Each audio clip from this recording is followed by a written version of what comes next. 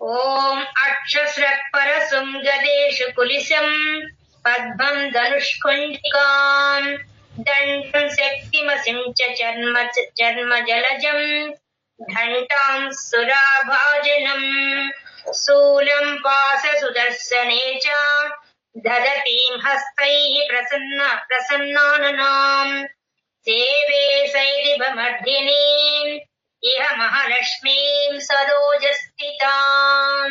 ఈ శ్లోకంలో లాస్ట్ లో మాత్రం నాకు ఎక్కడ మార్పులు లేవు. సైరిభమర్ధినీం ఇహ అక్కడ మాత్రమే కొంచెం తేడా, ఇంకేం లేదు, అంతా మామూలే. అమ్మవారికి ఉన్న 18 చేతుల్లో ఏమున్నాయో వర్ణిస్తున్నారు. అక్షస్రక్, అక్షస్రక్ అంటే అక్షరమాల, అది కూడా స్ఫటిక మాల. అమ్మవారి చేతిలో ఏముందట? స్ఫటిక మాల ఉందట. పరసం గొడ్డలి ఉందట. గద, గద ఉందట. ఈషు, ఈషు అంటే బాణాలు, బాణాలు ఉన్నట. కులిశం, కులిశం అంటే వజ్రాయుధం. పద్మం, పద్మం ఉందట. ధనుష్కుండికాం, ధనుష్కుండికాం అంటే ధనుస్సు, ధనుస్సు ఉంది. మరియు కుండికాం అంటే జలం ఉండే కమండలం ఉందట. దండం, దండం అంటే యోగదండం, ఋషులు పెట్టుకొని తపస్సు చేస్తుంటారే యోగదండం, ఆ యోగదండం ఉందట. శక్తిం, శక్తిం అంటే ఈట, ఈట ఉందట. అసిం, అసిం అంటే ఖడ్గం. చర్మ, చర్మ, చర్మ అంటే డాలు, కత్సి డాలు రెండు ఉన్నాయి. జలజం, జలజం అంటే ఇంకో పద్మం, నీటిలో పుట్టింది పద్మం. ఘంటాం, గంట ఉందట. సురాభాజనం, మధుపాత్ర ఉందట. శూలం, త్రిశూలం ఉందట. పాశ, పాశం ఉందట. సుదర్శనే, సుదర్శన చక్రం ఉందట. దధతి, ధరించి ఉంది. హస్తై, ఆ 18 చేతుల యందు ఈ 18 ధరించి ఉంది. ప్రసన్నాననాం, అట్లా ఉన్నా కూడా, అన్ని ఆయుధాలు ధరించి ఉన్నా కూడా ఆ ముఖం ఎలా ఉందట? చాలా ప్రసన్నంగా ఉందట. ఉండి సేవే, అటువంటి ఆ తల్లిని నేను సేవిస్తాను అంటే మనం కూడా చెప్తున్నట్టు ఈ శ్లోకాన్ని. సేవే, నేను సేవిస్తున్నాను. సైరిభమర్ధిని, సైరిభ అంటే మహిష ముఖం ఉన్నవాడు, దొన్నపోతు ముఖం ఉన్నవాడు, వాణ్ణి మర్ధిని సంహరించింది. ఇహ అటువంటి మహాలక్ష్మి, మహాలక్ష్మి స్వరూపంలో ఉన్న తల్లిని, సరోజస్థిత పద్మంలో కూర్చున్న తల్లికి నేను నమస్కరిస్తున్నాను అని మొదటి శ్లోకంలో, ధ్యాన శ్లోకంలో చెప్పేశారు. ఇప్పుడు మన కథ కొంచెంసేపు చెప్పి తర్వాత వాళ్ళు అమ్మవారికి ఏమేమి ఇస్తున్నారు, ఆభరణాలు ఏమి ఇస్తారు, ఆయుధాలు ఏమి ఇస్తారు, ఆమె ఎలా వచ్చింది అవన్నీ చెప్తారు. నేను మీకు అది చెప్పాను కాబట్టి మీకు బ్యాక్గ్రౌండ్ తెలిసిపోయింది కాబట్టి ఇప్పుడు నేను చదువుతున్నప్పుడే మీకు అందరికీ కథ అర్థమైపోయింది. చూసుకోండి. ఓం హ్రీం ఋషిర్భువాచ. ఋషి, ఏ ఋషి చెప్తున్నాడు ఈ విషయాన్ని మనకి? సుమేధ ఋషి చెప్తున్నాడు. ఈ విషయం మర్చిపోకూడదు. ఎవరికి చెప్తున్నాడు? ఈ అమ్మవారి కథలంతా ఎవరికి చెప్తున్నాడు? సురధుడికి, సుమేధ అనే వైశ్యుడికి, సురధ మహారాజుకి, సుమేధ అనే వైశ్యుడికి మేధా ఋషి చెప్తున్నాడు. అది వచ్చా మర్చిపోకూడదు. లాస్ట్ వరకు వీళ్ళ ముగ్గురు క్యారెక్టర్స్ ఉంటాయి అని ఇది మర్చిపోకూడదు. అసలు మొట్టమొదటి అధ్యాయంలో వచ్చిన వీళ్ళ ముగ్గురు లాస్ట్ వరకు ఉంటారు. కాబట్టి ఆ మేధా ఋషి ఆ సురధ మహారాజుకి, ఆ సమాధి అనే వైశ్యునికి చెప్తున్నాడు. ఏం చెప్తున్నాడు? దేవాసురమభుద్యుద్ధం, దేవ అసుర, దేవతలకు రాక్షసులకి పెద్ద యుద్ధం జరిగింది. పూర్ణమబ్దశతం పురా, పురా పూర్వము అబ్దశతం పూర్ణమైనటువంటి 100 ఏళ్ళు యుద్ధం జరిగింది. ఇప్పుడు ఈ 100 ఏళ్ళు అనే విషయాన్ని మనం గమనిస్తే మనకు సంవత్సరం అంతా కలిస్తే, మన సంవత్సరం కలిస్తే ఒక్క రోజు లెక్క. ఇంకా అటువంటివి 100 సంవత్సరాలంటే ఇంకా ఊహించుకోండి ఎంత కాలము. చాలా కాలం జరిగిందనమాట ఆ దేవాసుర యుద్ధం. మహిషేసురాణం అసురాణం అధిపే దేవానాం చ పురంధరే, పురంధరే పురంధరుడు ఆ దేవతల పక్షాన వచ్చి, పురంధరుడు అంటే ఇంద్రుడు, ఇంద్రుడు ఆ దేవతల పక్షాన నాయకత్వం వహించి యుద్ధం చేశాడు. మహిషాసురుడు వచ్చి ఆ అసురులకు, ఆ రాక్షసులకు నాయకుడై వాడు యుద్ధం చేశాడు. రెండు పక్కల వాళ్ళకి ఎవరు నాయకులు చెప్తున్నారు. రాక్షసులకు వచ్చి మహిషాసురుడు, దేవతలకు వచ్చి ఇంద్రుడు, ఇద్దరు కలిసి నాయకత్వంలో వాళ్ళు ఈ విధంగా 100 ఏళ్ళు యుద్ధం చేశారు. చాలా భయంకరమైన యుద్ధం జరిగింది వాళ్ళ మధ్య. తత్రాసురైర్మహావీర్యైర్ దేవ సైన్యం పరాజితం. ఆ యుద్ధంలో తత్ర సురులకు అసురులకి, దేవతలకు రాక్షసులైన ఆ యుద్ధంలో దైవ సైన్యం పరాజితం, దైవ సైన్యం కాస్త ఓడిపోయింది. అన్నేళ్లు యుద్ధం చేస్తే 100 ఏళ్ళు, ఆ తర్వాత దేవతా సైన్యం కాస్త ఓడిపోయింది. జిత్వా చ సకలాన్ దేవాన్ ఇంద్రో భూన్ మహిషాసురః. జిత్వాన్ సకలాన్ దేవ్య, ఆ దేవతలందరినీ ఓడించేసేసి ఇంద్ర పదవిని, భూన్ మహిషాసురః, దాన్ని పొందాడు ఆ మహిషాసురుడు. ఆ ఇంద్రుని పక్కన నెట్టేసి ఆ ఇంద్ర పదవి కాస్త ఆ మహిషాసురుడు పొందాడు. తతః పరాజితా దేవాః పద్మయోనిం ప్రజాపతిం పురస్కృత్య గతాస్తత్ర యత్రేష గరుడధ్వజౌ. ఏం చేశారట? తతః పరాజితా దేవాః, ఆ దేవతలంతా ఓడిపోయిన తర్వాత పద్మయోనిం ప్రజాపతిం, ఆ పద్మము యోని నుంచి, ఆ పద్మం నుంచి పుట్టినట్టు వాడు ఆ బ్రహ్మదేవుడు, ప్రజాపతి అయినటువంటి ఆ బ్రహ్మదేవుడితో కలిసి పురస్కృత్వ గతాస్తత్ర, వాళ్ళంతా కలిసి, ఆ దేవతలంతా ఓడిపోయిన దేవతలంతా కలిసి ఆ బ్రహ్మదేవుడితో కలిసి ఎత్రేస గరుడ ధ్వజౌ, ఎత్ర ఈశ్వరుడు జరిగిపోయినారు. అక్కడే గరుడ ధ్వజ, గరుడిని ధ్వజంగా కలిగిన వాడు విష్ణుమూర్తి, వాడిద్దరు ఉండే దగ్గరికి ఈ దేవతలంతా బ్రహ్మతో సహా కలిసి అందరూ వెళ్ళారు. వెళ్ళి యథా వృత్తం తయోస్వద్దన్ మహిషాసుర చేష్టితం. వాళ్ళు ఏం చేశారు? యథావృత్తం, ఏ విధంగా అయితే దేవతకు జరిగిందో, ఘోర యుద్ధం ఎలా జరిగిందో, దాంట్లో ఉండే విశేషాలు ఏందో, దాని వల్ల పడ్డ పాటలేందో అవన్నీ కూడా ఆ మహిషాసుర చేష్టితం, వాడు చేసినవన్నీ చేష్టలన్నీ కూడా యథాతథంగా తీసుకొచ్చి త్రిదశాః కథయాం ఆసుర్దేవాభిభవ విస్తరం, వాళ్ళు ఏం చేశారు? విస్తారంగా చాలా, అంటే A to Z పూసగుచ్చట్టుగా చెప్పేశారు. దేవతలంతా వచ్చి ఆ బ్రహ్మదేవుడితో కలిసి ఈ శివుడికి విష్ణుమూర్తికి జరిగిన విషయాన్ని మొత్తం, ఏమి జరిగిందో, మొట్టమొదటి యుద్ధానికి ముందు నుంచి ఏం జరిగింది, యుద్ధం తర్వాత ఏం జరిగింది, అన్ని విషయాలు యథాతథంగా తీసుకొచ్చి ఆ విష్ణుమూర్తికి ఆ శివుడికి చెప్పారు.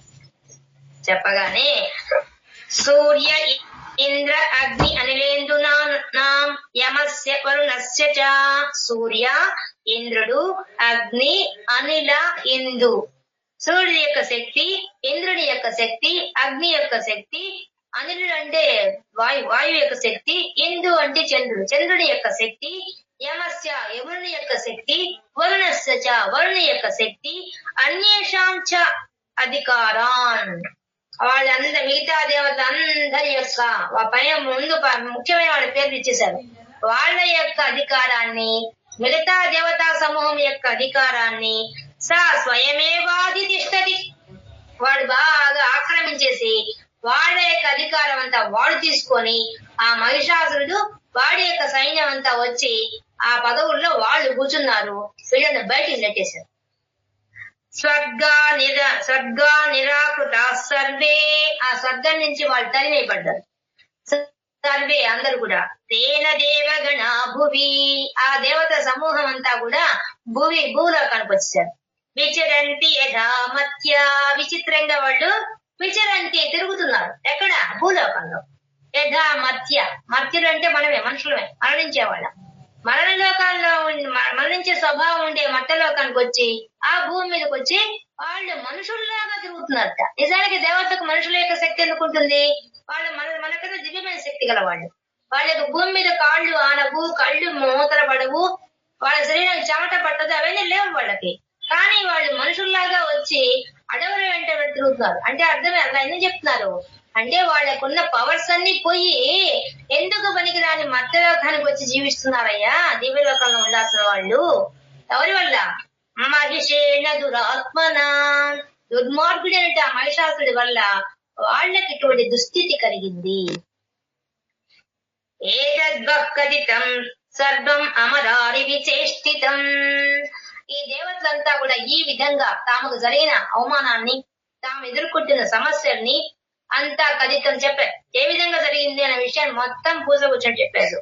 శరణం ప్రపన్నాః స్మో వదస్తస్య విచింత్యతాం, ఏం చెప్తున్నారు?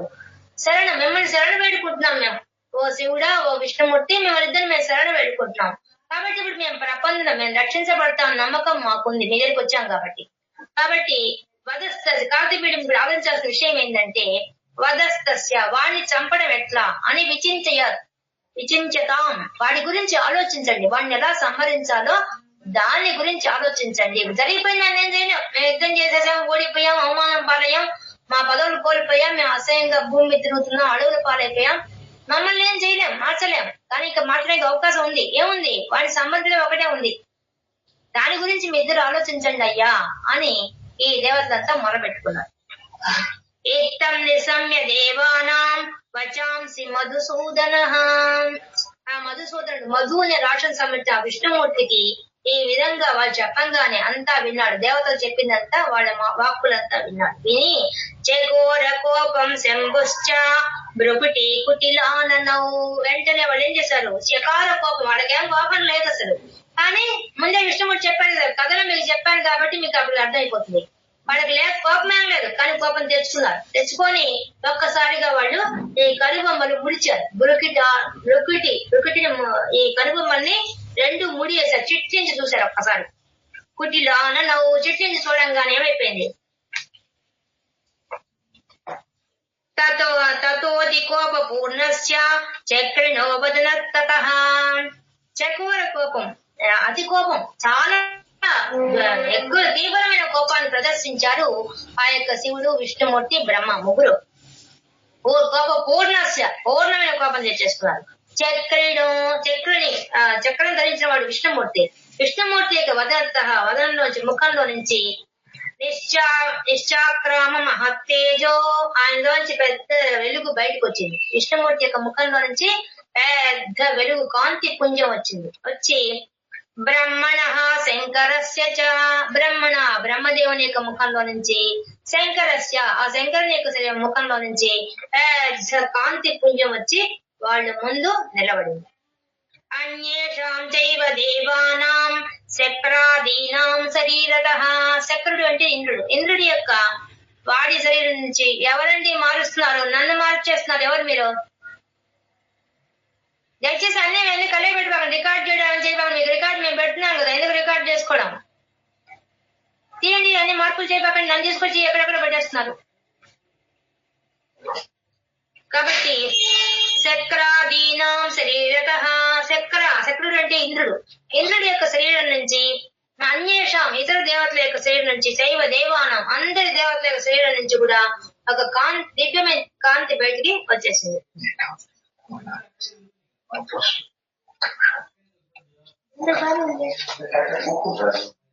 వస్తున్నదండి, అందరికి వినపడుతుందా?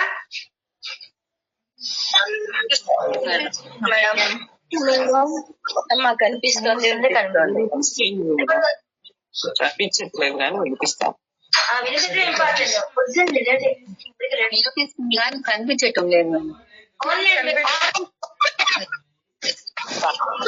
ఫాలో అయిపోయింది. అర్థమవుతుంది కదా అందరికి, అర్థం కాకుండా ఏం లేదు కదా, అర్థమవుతుంది, అందరికి అర్థమవుతుంది కదా, చెప్పేది వినిపిస్తుంది, అర్థమవుతుంది మేడం. కనిపించడం లేదంటే పర్వాలేదు, చెప్పేయండి మేడం, చెప్పండి.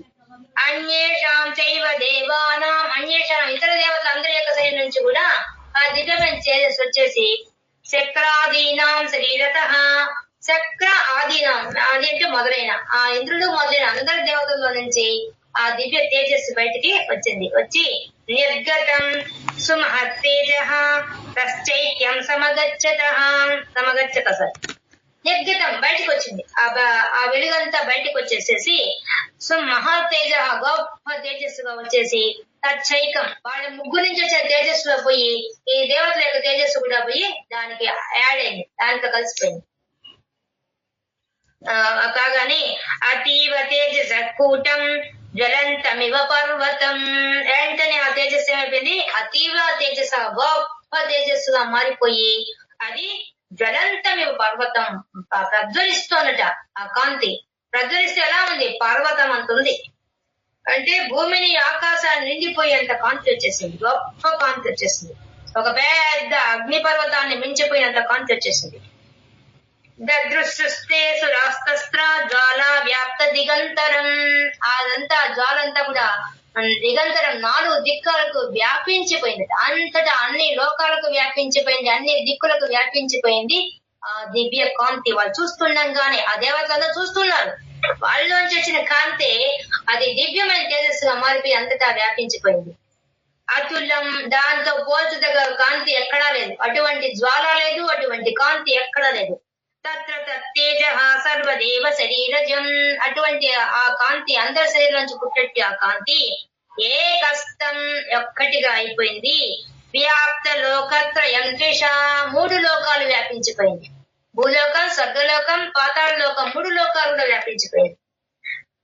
తదభున్నారి, దాంట్లో నుంచి పుట్టింది. ఏం పుట్టింది? ఒక స్త్రీ పుట్టింది.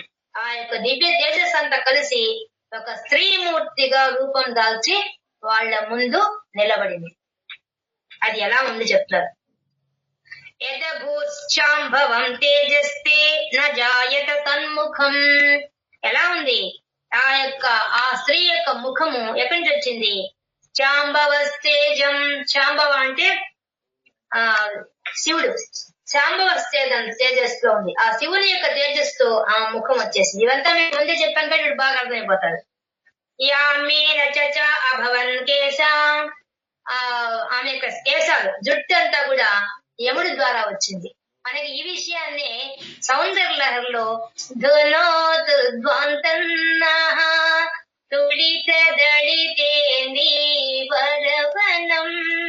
అని ఎలా చెప్పాయండి సౌందర్య లహరిలో ఆయన. ఈ విషయాన్ని అక్కడ చెప్పింది.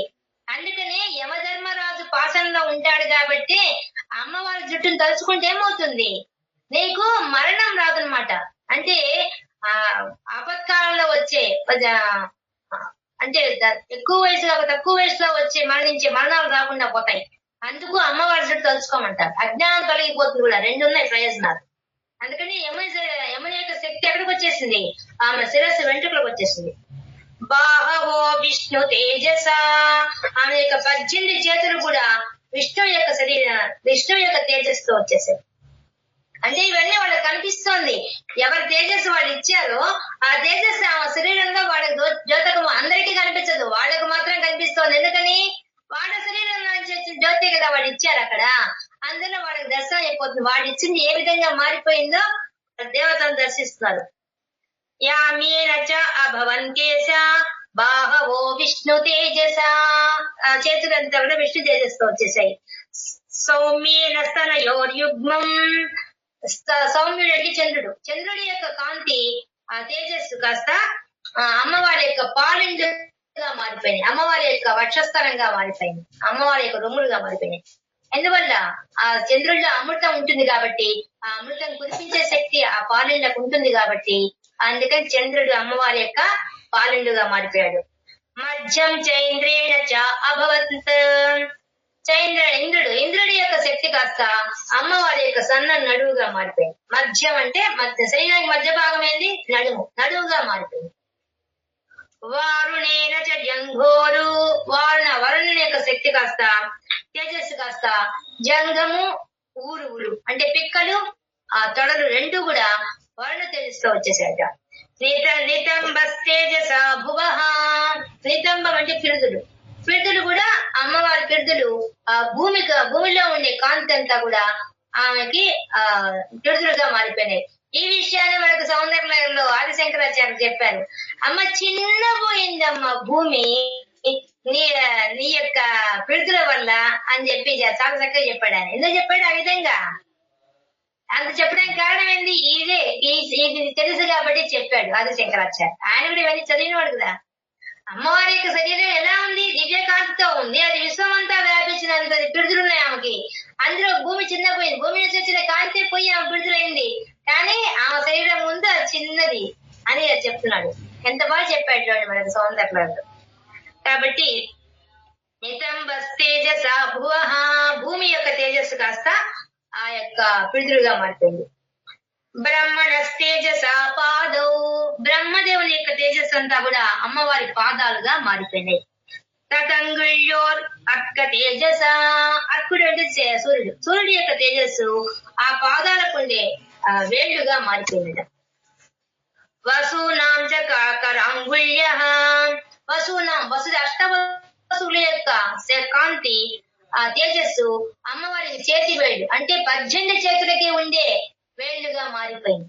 మనం ఒక చెయ్యి అనుకోకూడదండి, 18 చేతులకు ఉండే వేళ్ళన్నీ కలిపి అన్ని వేళ్ళు అయినాయట ఆ వసుల యొక్క కాంతి. కౌబేరేణ చ నాసిక కౌబేరుడు అంటే కుబేరుడు యొక్క కాంతి శక్తి తేజస్సు ముక్కుగా మారిపోయిందట. నాసిక అంటే ముక్కు. తస్యాస్తు దంతా సంభూతాః ప్రాజాపత్యేన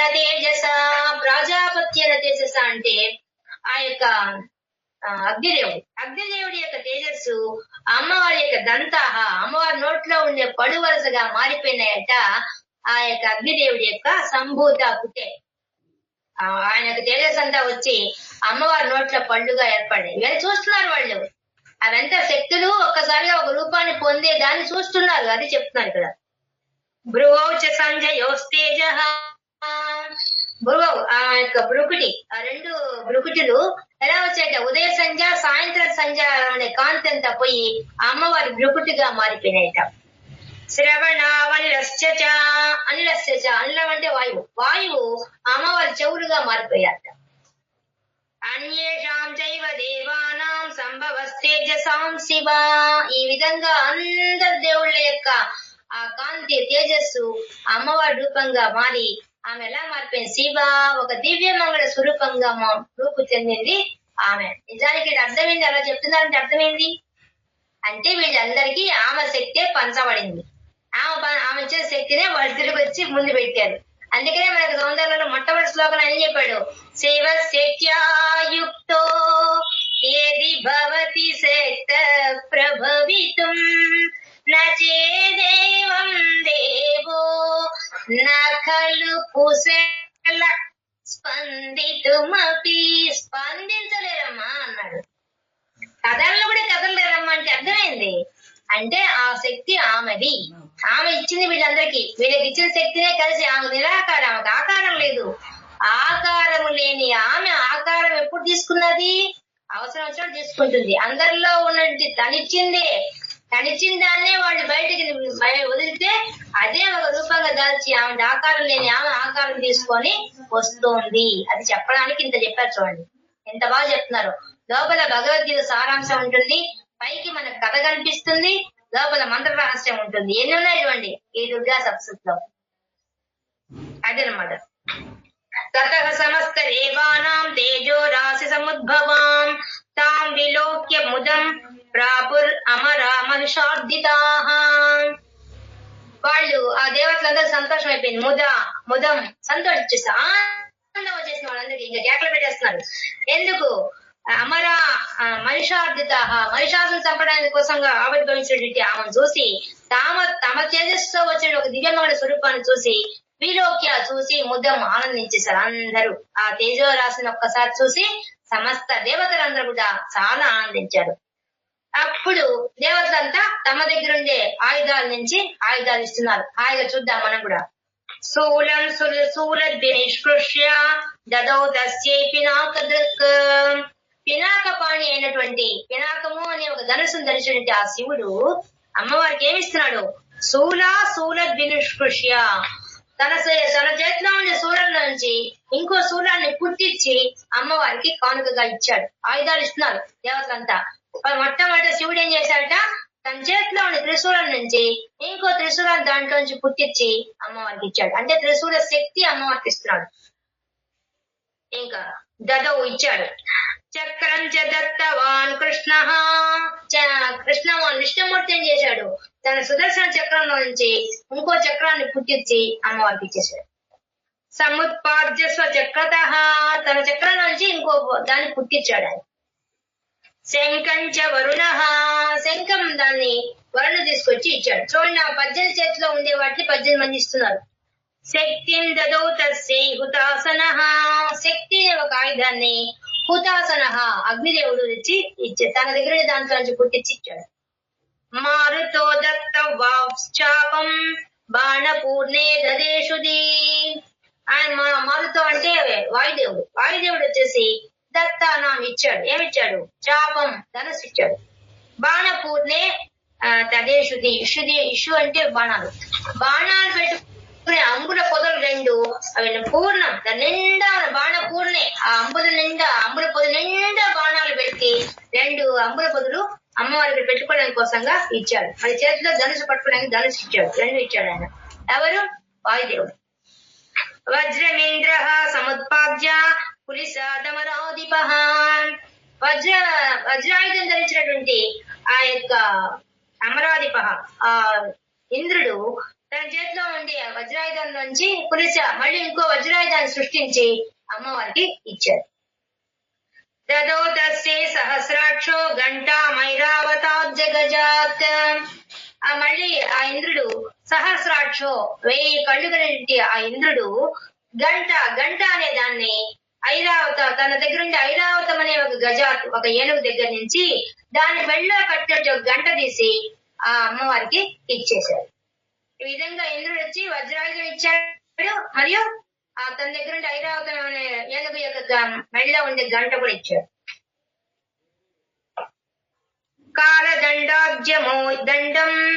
కాలదండం అనే ఒక దండాన్ని ధరించినటువంటి యముడు దండం ఇచ్చాడు. తన దగ్గర ఉండే కాలదండం నుంచి ఇంకో దండం తీసి అమ్మవారికి ఇచ్చాడు ఆ యమధర్మరాజు.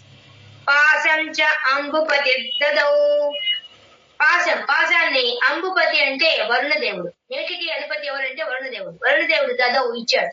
ఆయన ఏమిచ్చాడు? పాశం ఇచ్చాడు అమ్మవారికి. ప్రజాపతిశ్చ అక్షమాలాం దదౌ బ్రహ్మ కమండలం అని బ్రహ్మదేవుడు వచ్చి ఆమెకు ఒక అక్షమాల ఇచ్చాడు. ఒక కమండలం కూడా ఇచ్చాడు. సమస్త రోమ కూపేషు నిజరస్మిన్ దివాకరుడు అంటే సూర్యుడు, పగటిని కలిగించేవాడు దివాకరుడు. ఆయన సూర్యుడు ఏం చేశాడట? నిజరస్మిన్ తన యొక్క కిరణాల నుంచి వచ్చే కాంతిని సమస్త రోమ కూపేషు ఆమె శరీరంలో ఉండి మనకందరికీ శరీరం మొత్తం చిన్న చిన్న రోమాలు వెంట్రుకలు ఉంటాయి కదా, ఆ వెంట్రుకలు అన్నింటిలో కూడా ఆయన కాంతిని నింపేశాడట. ప్రతి రోమకూపానికి మధ్యలో పెద్దానికి కూడా తన కిరణాల యొక్క శక్తిని ఆమె శరీరం అంతా ఉండే రోమాలకు ఇచ్చేశాడు. కాలస్య దత్తవాన్ ఖడ్గం తస్యా చర్మ చ నిర్మలం కాలస్య మృత్యుదేవత వచ్చి ఆ స్వామికి దత్తవాన్ ఖడ్గం ఇచ్చినట. తస్యా చర్మ చ నిర్మలం మరియు కత్తి డాలు 2 ఇచ్చింది. పట్టుకోవడానికి కత్తి మళ్ళీ యుద్ధం చేయడానికి తగినటువంటి డాలు 2 ఆ మృత్యుదేవత ఇచ్చిందంట.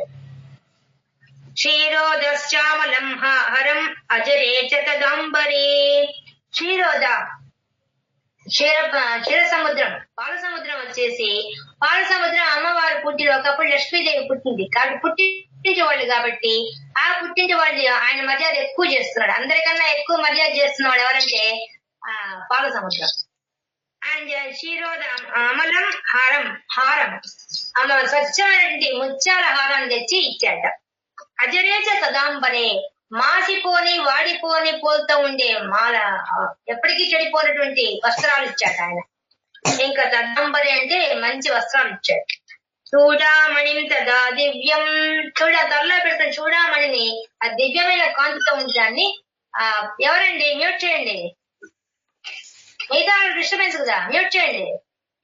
దివ్యం చూడామణి తల్లా పెట్టుకుని చూడామణిని ఇచ్చారట. కుండలే కటకానిచాన్ కుండలాలు ఇచ్చాట. మళ్ళీ కటకానిచా చేతులకు వేసుకునే గాజులు కంకణాలు ఇచ్చాట. అర్ధచంద్రం తదా శుభ్రం చంద్రుడు ఎక్కడి నుంచి పుట్టాడు? పాలసముద్రం నుంచి పుట్టాడు. ఆ పాలసముద్రం నుంచి చంద్రుడిలోంచి ఒక చంద్రవంక తీసి అమ్మవారికి ఇచ్చాట ఆ పాలసముద్రుడు. కేయూరాన్ సర్వబాహుషు ఆమె యొక్క 18 చేతులకి పెట్టుకునే భుజకీర్తులు ఇచ్చాట ఆయన. ఎంత బాగా చూడండి, అన్ని ఎక్కువ ఇచ్చిన వాడు ఈయన పాలసముద్రుడు ఇచ్చింది. పుట్టినలు కదా అందుకని మర్యాద చేస్తున్నారు. నూపుర విమల తత్వద్ కాళ్ళకు వేసుకునే మంజీరాలు మనం పెట్టుకుంటే కాళ్ళ పట్టీలు, ఆ పట్టీలు కూడా ఇచ్చాట ఆయన. అవి ఎలా ఉన్నాయి? విమలం చాలా స్వచ్ఛంగా ఉన్నాయి, అటు మెరిసిపోతున్నాయట. ఎట్లాంటి ఇచ్చాట. గ్రైవేగం అనుత్తమం ఉత్తమమైనటువంటి మంచి గ్రైవేయాలు మెళ్ళ వేసుకునే హారాలన్నీ కూడా ఆ పాల సముద్రం తెచ్చిచ్చిందట. అంగుళీయ రత్నాని సమస్త స్వంగులీషు మళ్ళీ ఆ 18 చేతులకున్న వేళ్లకు పెట్టుకోవడానికి ఉంగరాలు కూడా మంచి మంచి తీసుకొచ్చి ఇచ్చాట.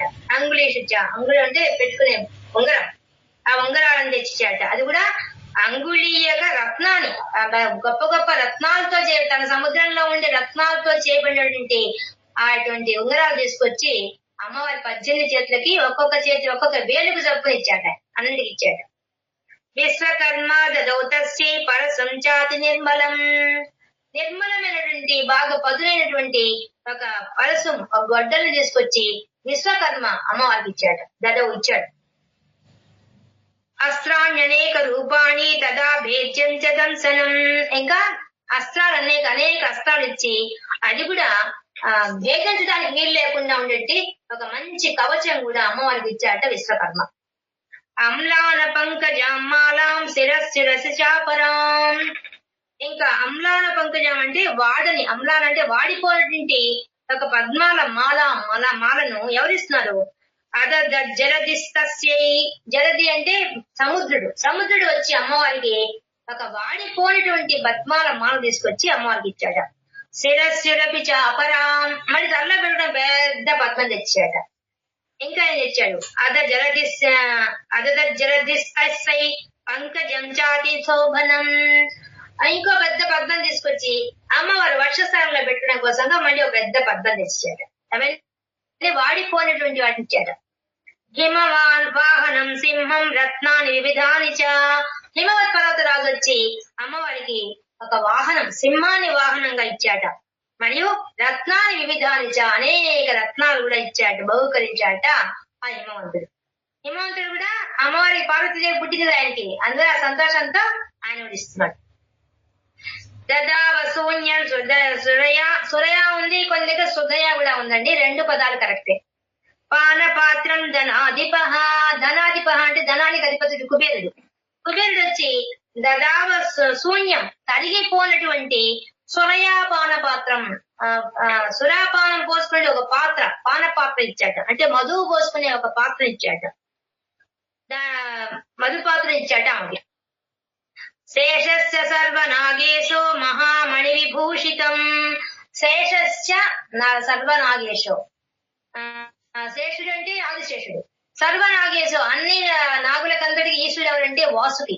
వాసుకి వచ్చేసేసి అమ్మవారికి ఏమిచ్చాడు? మహామణి విభూషితం, తల్లో పెట్టుకునే ఒక మహామణిని ఇచ్చాట, దాన్ని ఇచ్చి అలంకరించుకొని ఇచ్చాట. నాగాహారం తదౌతస్యై దత్తే యః పృథ్వీమియాం, పృథ్వీని మోసేటువంటి ఆదిశేషుడు వచ్చేసి అమ్మవారికి ఒక మంచి నాగాహారం, అది కూడా ఎట్లా 1000 సర్పాలతో ఉండే ఒక హారాన్ని చేయించి అమ్మవారికి ఇచ్చాడు. నాగాహారం తదౌతస్యై దత్తే ఇచ్చేశాడు. అన్యైరపి సురేర్దేవి భూషణైరాయుధైస్తదా, ఈ విధంగా అందరు దేవతలు వచ్చి అమ్మవారికి ఆభరణాలు ఇచ్చారు, ఆయుధాలు ఇచ్చారు, అన్ని తీసుకుంది. హాయిగా అమ్మవారు దేదీప్యమానంగా వెలిగిపోతూ నిలబడ్డారు. సమ్మానిత ననోదైశ్చై సాట్టహాసన్ ముహుర్ముహు, సమ్మానితో ఈ విధంగా సన్మానించబడింది అమ్మవారు దేవతల చేత. ఈ విధంగా అందరూ అనేక కానుకలు ఇచ్చి అనేక ఆయుధాలు ఇచ్చి అమ్మవారు సన్మానించిన తర్వాత ఆమె ఒక్కసారిగా అట్టహాసం, పెద్ద నవ్వు నవ్విందట. నేను ననాదోశ్చై ఉచ్చై, పెద్ద స్వరంతో నాదం చేసిందట, ఒక్క నాదం. అది కూడా ఎట్లా? ముహుర్ముహు, మళ్ళీ పెద్దగా నవ్వేసిందట, అట్టహాసం చేసిందట. తస్యానాదేన ఘోరేణ కృష్ణం మాపూరితం నభః, ఒక్కసారిగా ఆమె చేసిన అట్టహాసం అంతా కూడా భవనాంతరాలు అన్ని లోకాలకు వ్యాపించిపోయింది. అంత పెద్దగా అట్టహాసం చేసింది ఆమె, ఆ నాదం చేసింది. ఆ నాదం ఎలా ఉంది? ఘోరేణ, భయంకరంగా ఉంది. కృష్ణం మాపూరితం నభ, నభ అంటే ఆకాశం, ఆకాశాన్ని అంటిపోయిందట ఆ శబ్దం, అన్ని లోకాలకు వ్యాపించిపోయిందట. అంత భయంకరమైన శబ్దము అన్ని దిక్కులకు వ్యాపించడంతో అందరూ ఒక్కసారి దేవతలు సంతోషించారు, మహిషాసురుడు మాత్రం బాధపడ్డాడు. మనం ఇప్పటికీ 32 శ్లోకాలు పూర్తి చేసుకున్నామండి.